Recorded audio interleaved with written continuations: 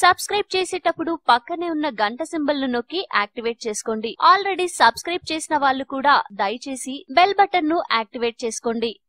కళ్ళు మన శరీరంలో కీలకమే కాదు, వ్యక్తిత్వాన్ని ప్రతిబింబిస్తాయి. కళ్ళు కనుబొమ్మలను చూసి ఒక వ్యక్తి ఎలాంటి వారో చెప్పే అవకాశం ఉందట.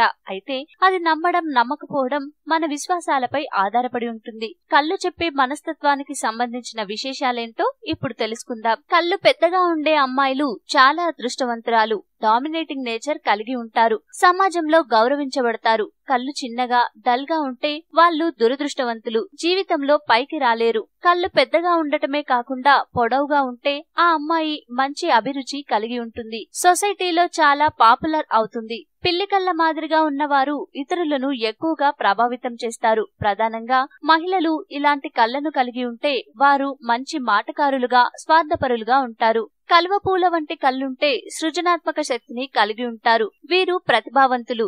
ఎవరినైనా సులభంగా ఆకట్టుకుంటారు.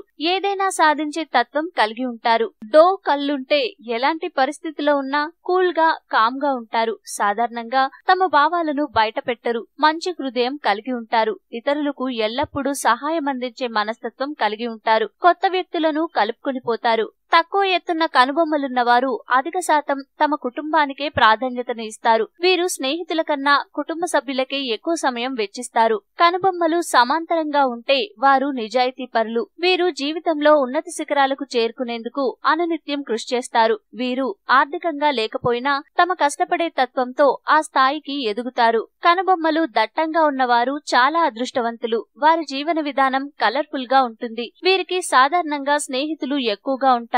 వారికి సహాయం చేసేందుకు వెనుకాడరు. ఒత్తిడిని సులభంగా తట్టుకుంటారు. కనుబొమ్మల ఎత్తు ఎక్కువగా ఉన్నవారు చాలా ప్రతిభావంతులు. సింపుల్ గా జీవించేందుకు ఇష్టపడతారు. వారు ఏదైనా నిర్ణయం తీసుకునే ముందు బాగా ఆలోచిస్తారు. ఈ వీడియో మీకు నచ్చితే లైక్ చేయండి, అందరికీ షేర్ చేయండి, కానీ సబ్స్క్రైబ్ చేయడం మాత్రం మర్చిపోకండి.